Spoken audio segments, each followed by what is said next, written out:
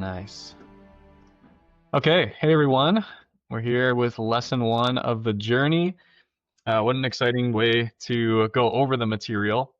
Typically, when you see courses like this, it's one person talking to the camera, and I've done that in the past. So to be able to have a roundtable discussion on this material as part of the overview is actually it just feels a lot better. It's a very personal thing that we're going to be going through, our values, our vision, talking about death, talking about life, talking about success and fulfillment, and there are nuances that are different between all of us, but underlying everything, which is what this course is really trying to draw out, there's these solid principles and truths from Scripture and even just from how God made humanity and our minds and our bodies and our souls that we can draw out and talk about and understand across the board. Everyone has these things underneath the external things that we see and interact with day to day. So the plan here is for us to go over the lesson 1 content and for us to discuss as we go, for you to also be considering these questions yourself as you watch the recording of this. And then we'll also be going through the exercises, which will then kind of piece out one by one inside of the course so that you can kind of take them in bite sizes and let that be a guiding factor with the written material that you have as well. Sound good? All right. So we're starting here with lesson 1, right away with values and vision and what is truly valuable in life. Each of these put a passage underneath to consider as we go through the content. As water reflects the face, so one's life reflects the heart. Proverbs 27:19.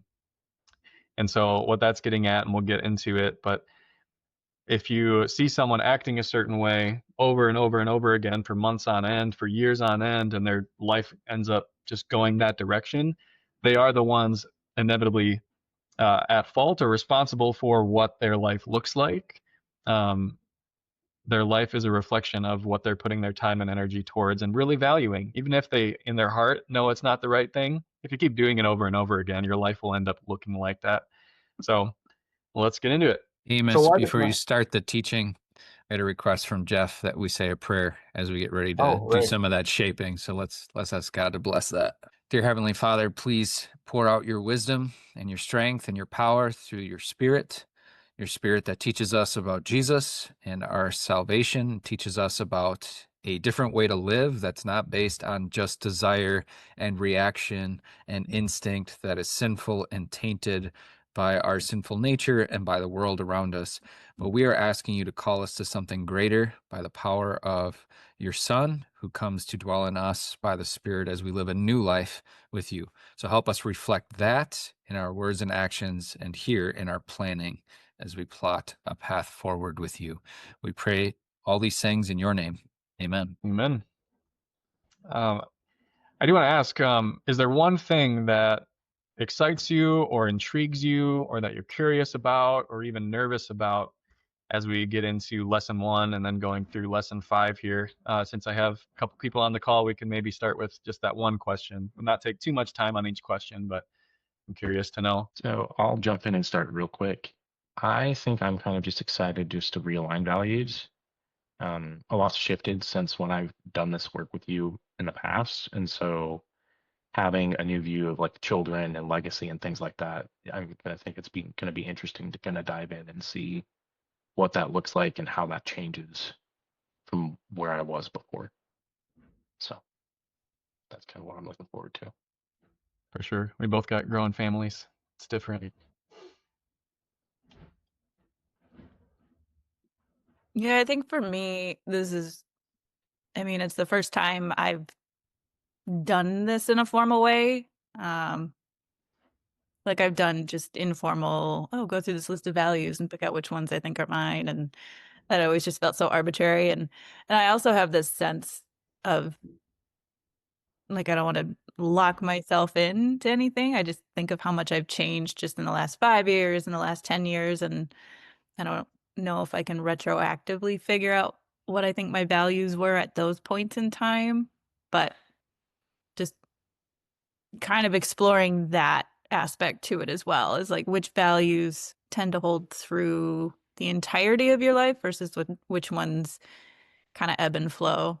Like these are things that kind of come to mind when it comes to values.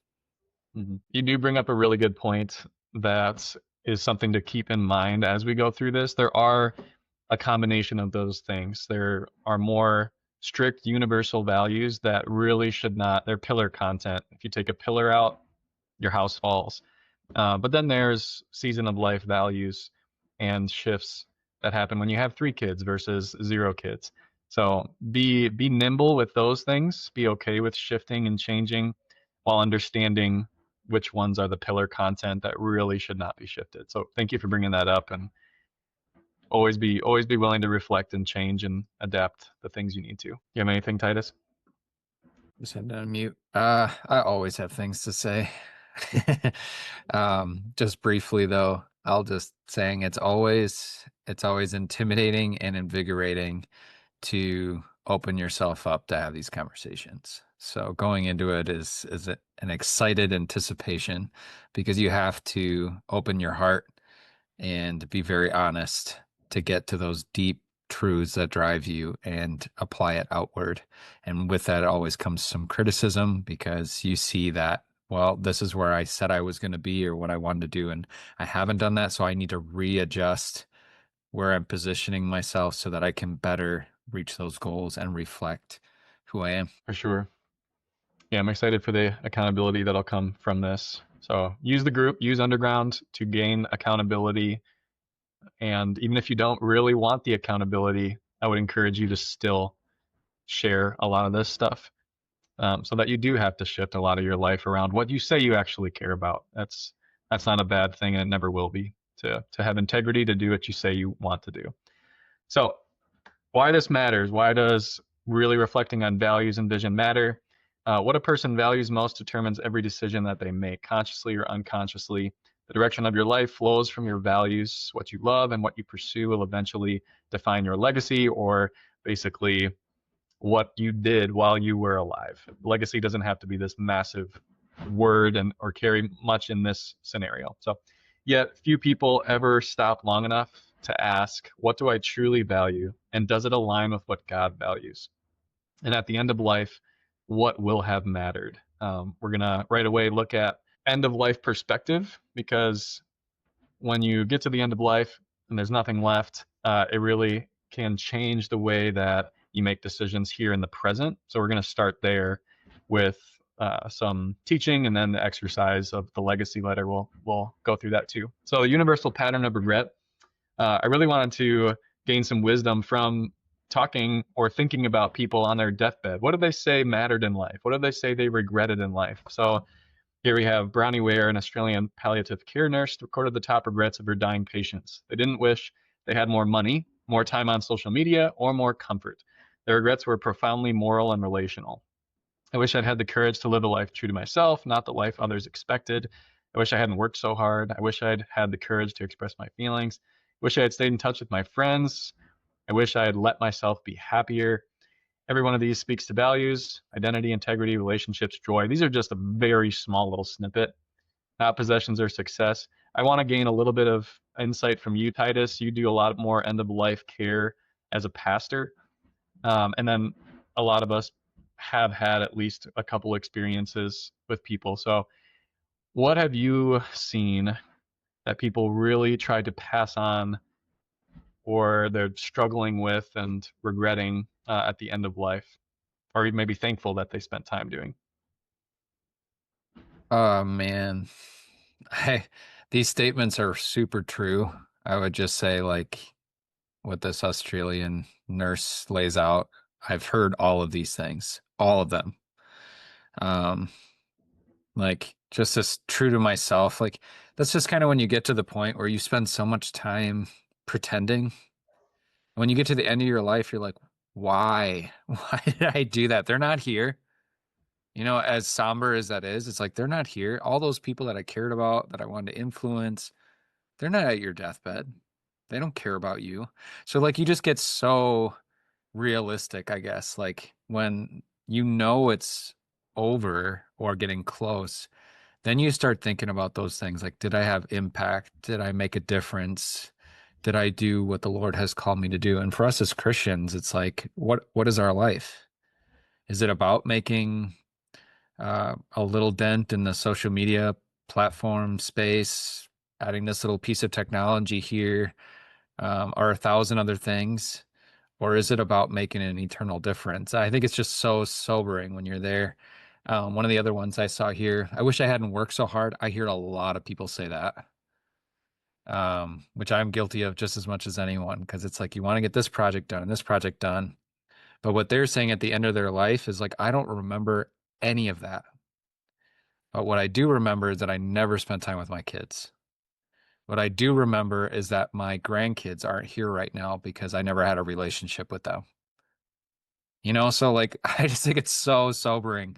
So these sentences here, like, this is my shut-in visits. It's one of the things God gives me, is this eternal perspective from getting to hear from them. Yeah, there's a lot there. That is good. Maybe as a off action step for us here, call a grandparent or even a parent if your parent is getting older, and ask them what perspective they have now at their age, looking back at what matters at your age. So when you were in your 30s, 40s, what do you wish you would have spent a little bit more time and focus on, even in that busy season of life? And we can gain a lot of wisdom just from asking a family member, and maybe strengthen our relationship in that conversation.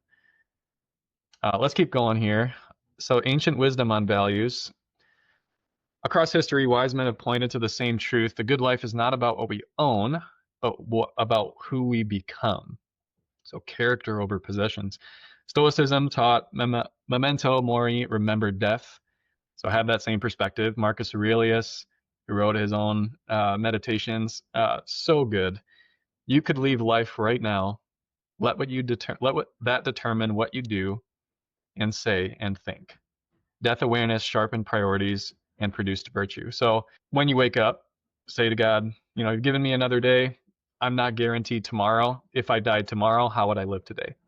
Just as a basic way of thinking about how am I going to bring energy to my responsibilities today. Aristotle called this, you might have to help me with this, eudaimonia, human flourishing through virtue. We are what we repeatedly do. Excellence, then, is not an act, but a habit.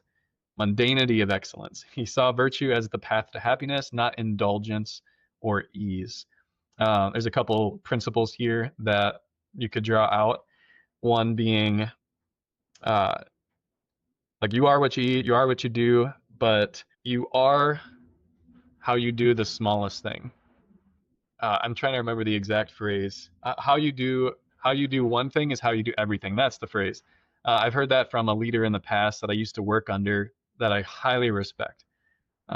Caring about the small things is how you're going to care about the large things. And the Bible even says about that. Yeah, atomic habits. If you can do one small thing, it allows you the ability to do the next thing, bigger things, handle bigger projects. If I can handle one talent, then I can handle more.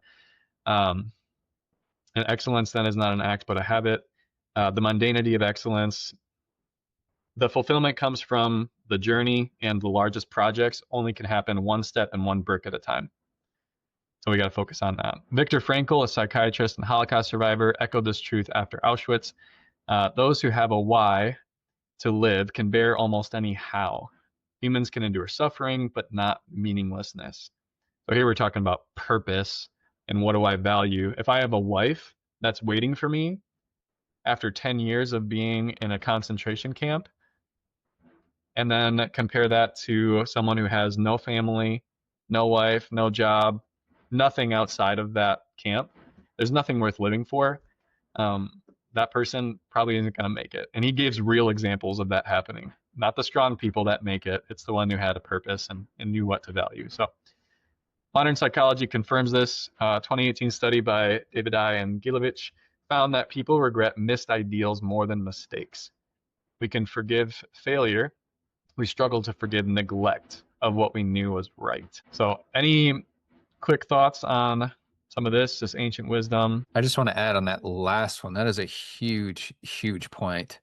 I can say as a leader here, like in this church, when a leader does something wrong, doesn't bother me very much. But if someone does something wrong that they knew that they shouldn't do and they did it anyways and they did it right to my face, I don't trust that person. Or at least it's really hard to regain that trust because they knew it was wrong, they did it anyways, and they smiled when they did it. You know, like that's scary.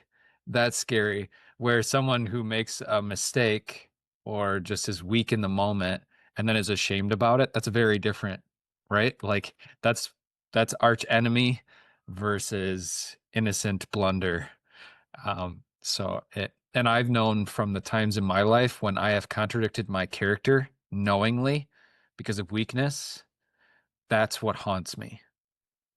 Those moments are what led me down some of the paths into depression, was the contradiction to who I was. It is really hard to get over that personally when you do that because you've violated your deepest principles. That is a hard thing to come out of. So just speaking from experience, when I heard that, I was like, whoa, that's huge. Yeah, and if we don't have grace to back us up and to have forgiveness, most of us will eventually have our identity shaken to the core. Because yeah, if you make decisions that aren't in line with what you say you value or the character that you want to have over and over again, you have to question yourself. Am I actually a good person? Do I actually care about that?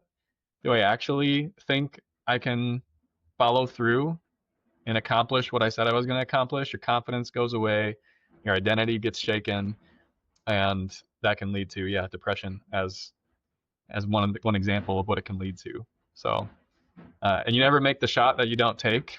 That's a common phrase that we see around town. There's truth to that too. You're going to let your team down, and you're never going to give yourself a chance to see what God can do with you if you're going to sit on your hands and say that, use your words, but never follow through with your actions. Actions speak louder than words. So we're just trying to pull out some of those concepts here. I'm going to add some of my perspectives on this too. One thing that I appreciated, the perspective of like the deathbed scenario is tricky for me because it's so easy to get caught up in this idea of like, okay, so now I have to try to live to please that one specific version of myself that I don't even know yet. In my head, I'm dying when I'm old. Like I'm making it to 100. But I'm a very different person now than I will be then. And so I struggle with that idea of like, I'm supposed to know what I'm going to want to look back on when I'm that age in a very different world. And so I struggle with that. And so that's why I love whichever the quote it was about, like, you could die today. Like, picture yourself on your deathbed today.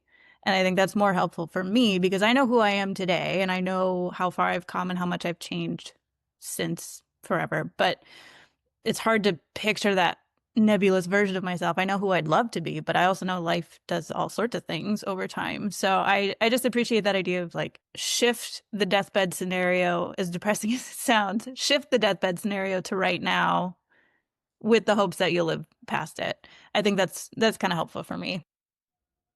That is really good. I would say two things to that. A lot of these philosophers and ancient figures, they really only live to 30, 40, 50 years old.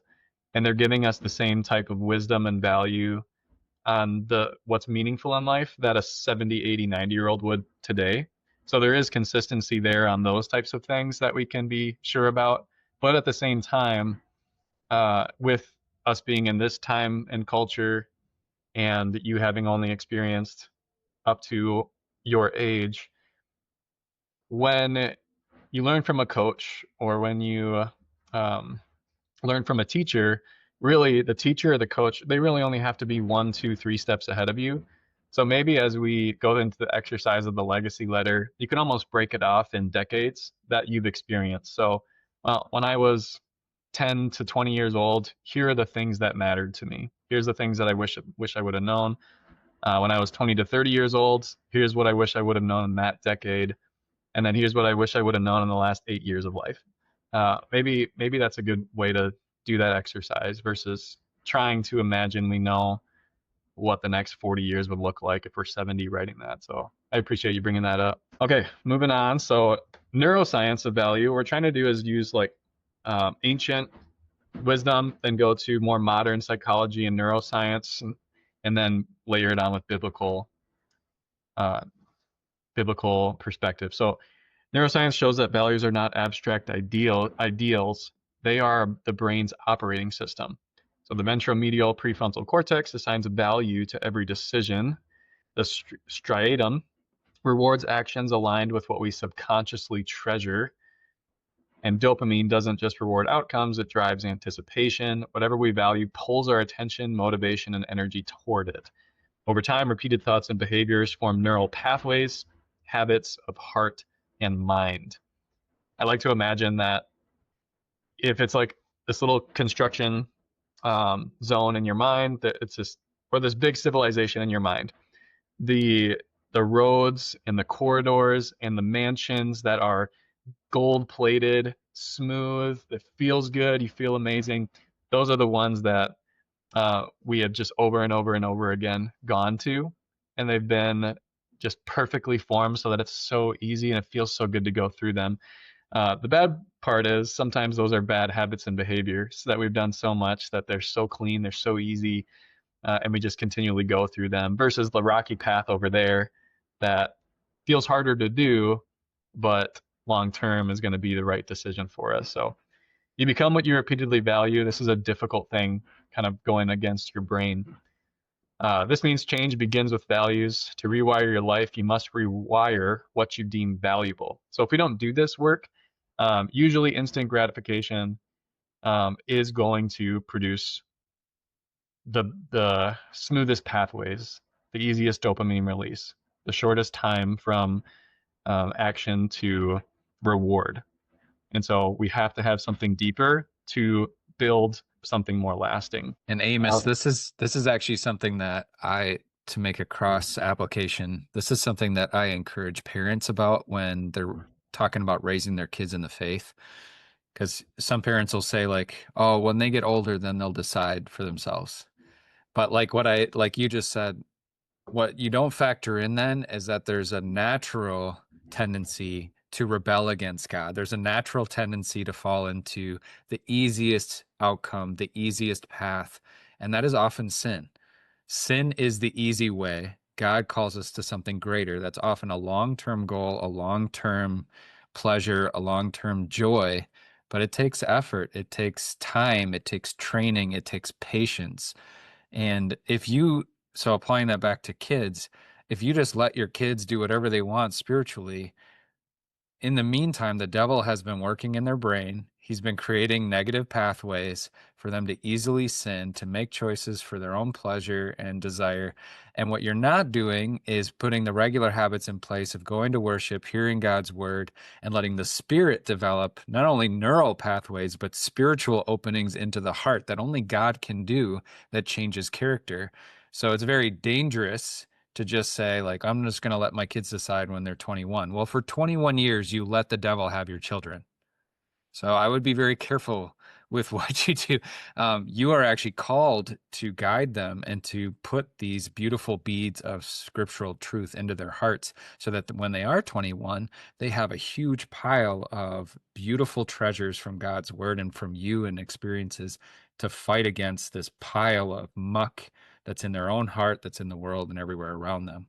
And we could apply the exact same thing to our hearts too. Like if we're constantly feeding ourselves junk and just letting ourselves fall into these easy pathways instead of forging ahead with the Spirit and those things, we're going to struggle spiritually as well. Can't hear you, brother.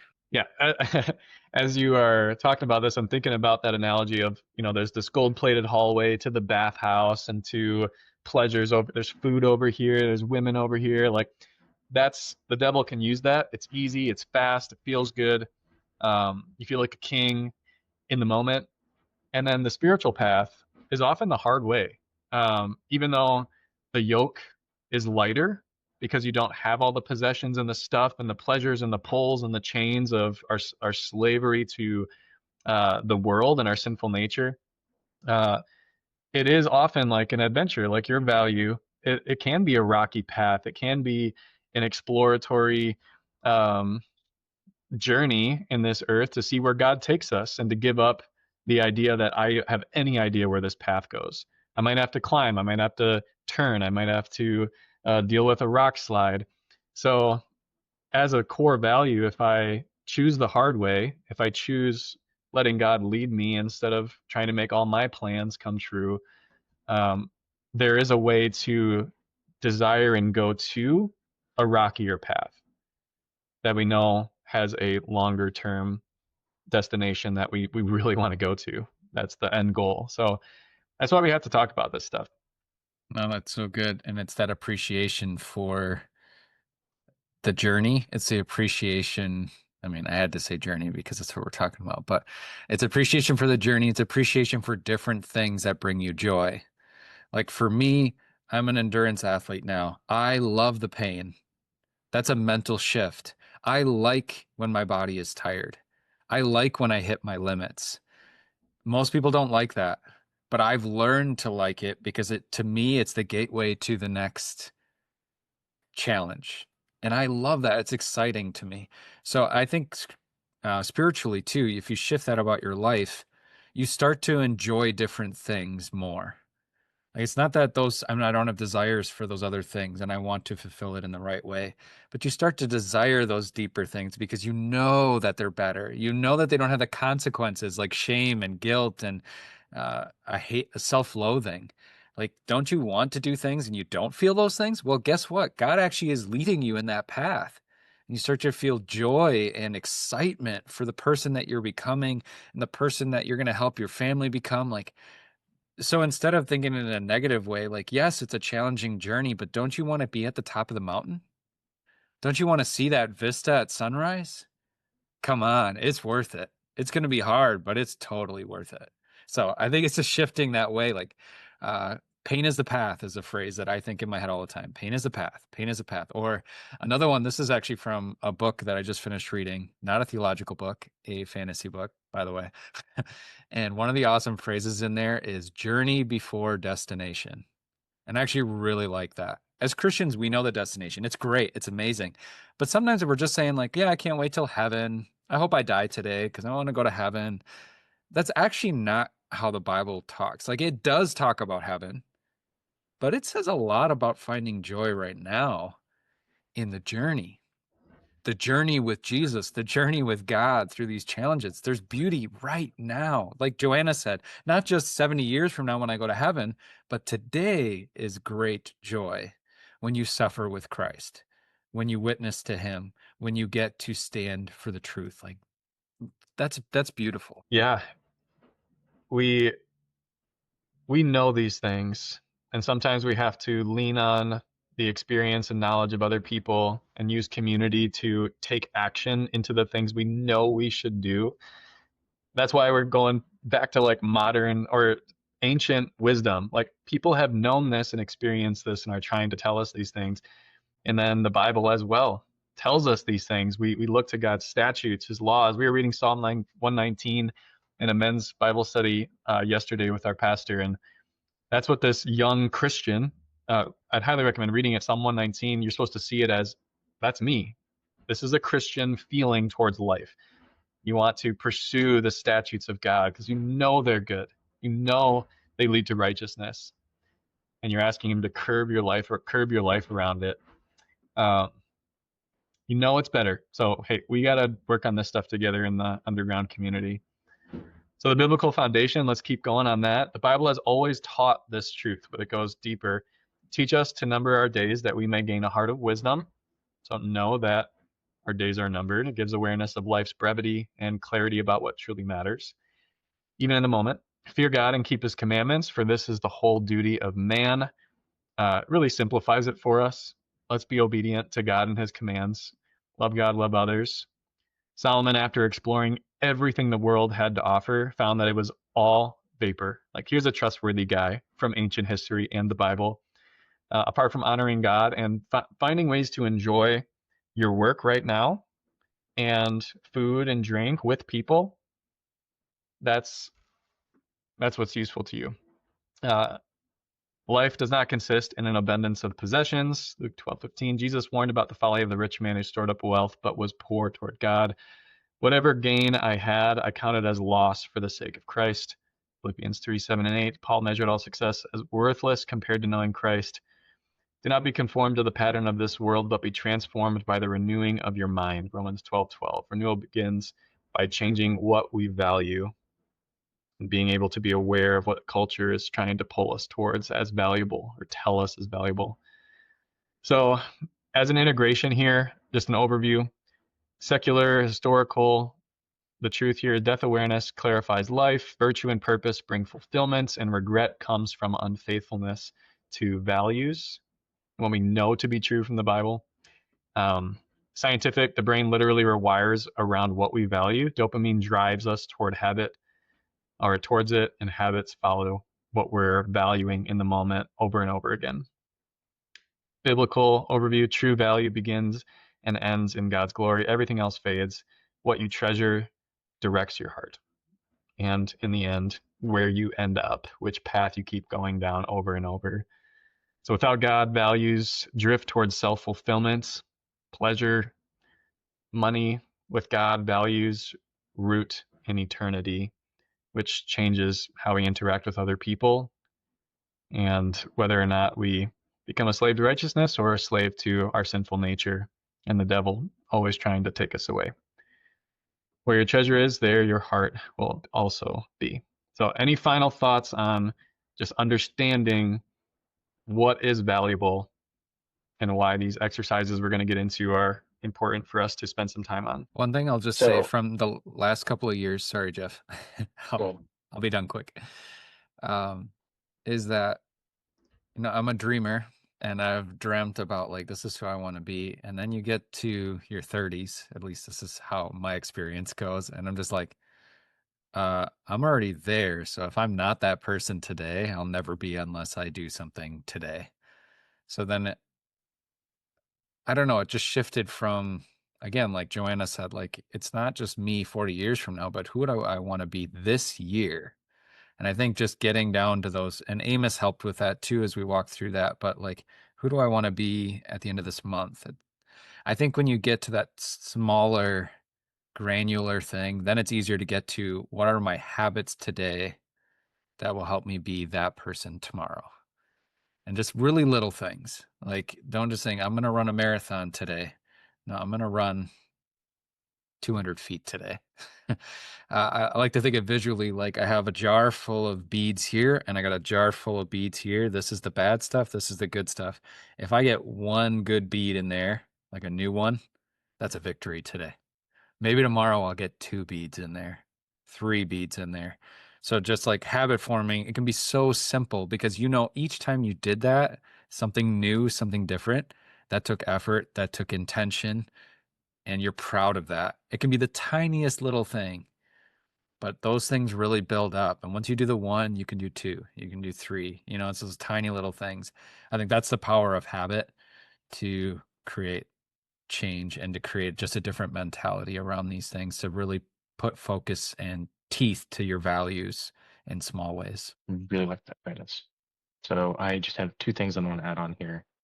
So the first thing I want to add on, especially is if we're looking at this and we're reflecting and going, oh, I didn't live up to my values, or just I don't like where my values are, or just like that idea that I want to be really negative because, oh, I haven't lived up to anything, or like there may become a point where you look at your values and you're like, oh my gosh, I didn't do it right. And you feel like you want to get into self-loathing. You feel like you want to be really, really, really sad about it and just go, oh, give up because I don't want to do it. And 2 things that have helped me with it, because I've been through those experiences. There was a quote that I recently listened to a couple years ago that says, "You are under no obligation to be the person you were 5 minutes ago." And so, like for me, like I don't have to repeat the past. Like I can completely change. I'm okay to move forward. And so even in those moments where we feel like we slip, we're falling away from our values, or where we feel like we're not aligned, just kind of releasing ourselves from the obligation of the past was the past. It doesn't matter anymore. Even if we missed that 5 minutes ago, we can start over and try again. So just like constant self-correction is something that's really valuable. And I think the other thing too is where, and I'm sure we'll definitely get this into the later portions of the journey itself, but like where do we find our identity? Where do we find our value?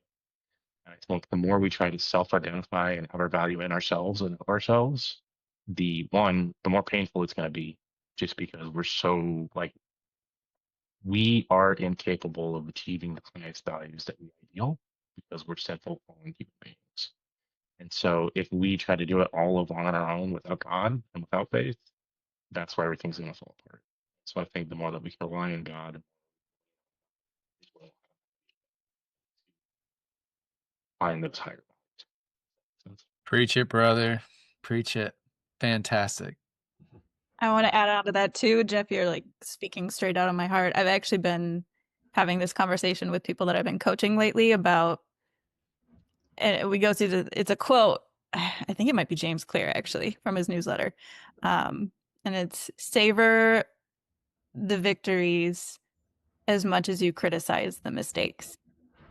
And I even, when I'm talking with my members, I even say, like, I would actually change it to savor the victories more than you criticize the mistakes, because we operate under a much better headspace when we, like you said, it's just so easy to look at all the ways we're falling short and to try to use that to fuel us and to motivate us. And I think there's a limit to that capacity. I think there's something really powerful about acknowledging what God is working in you, the ways that you have been able to show up. Like, he gives us these moments every day to show our values and our faith, and we live out our values. Sometimes we just forget because we're so focused on the moments that we didn't. And so I think that's such a good perspective check to remember. Like, he is still working through us. He's not letting us wither. Like, if you just stop and think and you don't just navigate towards the shortcomings, but also acknowledge the wins and the victories and the ways that he let you show up the way that you want to show up for him. I don't know. I think there's power to that mindset. Yes. I'm trying to kind of pull in what you guys are talking about in how this is structured, because there's going to be a point where you feel terrible that you're not able to do the things you want to do, but you keep on doing the things that you don't want to do, just like Paul says. So what we're going to do is really get a good look at what we say we want to do, and we're going to set that out as a standard for ourselves, what we care about, how God made us. That's more law focused. And then lesson 2, and this is simplified, it's all kind of woven, but lesson 2, identity, who am I and what are my roles? I'm going to need the gospel after that, because I'm going to realize that I haven't always been, my life doesn't always go towards what is truly valuable. And I have a sinful nature, so that's going to be a reality that you're going to have to deal with until you die. So we need to know who we are, what are my roles, and know that as a son of God, as someone who's been adopted into his family, and as someone who gets to receive an unending amount of grace and forgiveness as a child of God until Judgment Day, that gospel is going to uplift me and hold me to continue to go back to my values and choose those harder paths. Then we're going to go back to goals, habits, success, and talk through, well, how can I just be more effective? How can I actually just choose what I value more often? That's going to come from setting out goals and setting up habits and having accountability, and then getting rid of clutter and that gets in the way. The devil's always trying to throw stuff in front of us. Culture is. But also, how can I focus on God first to get me ready to approach all the other things? And lesson 4, renewal, focus, starting with God. And then lesson 5, just the maturity and sanctification in our Christian journey in life. It's going to be this back and forth of us trying to do everything and then needing the gospel to encourage us again, over and over again. This renewal process, we just keep getting renewed and forgiven as we focus on him. So it's a good discussion. I'm gonna then anything else on teaching portion? Good.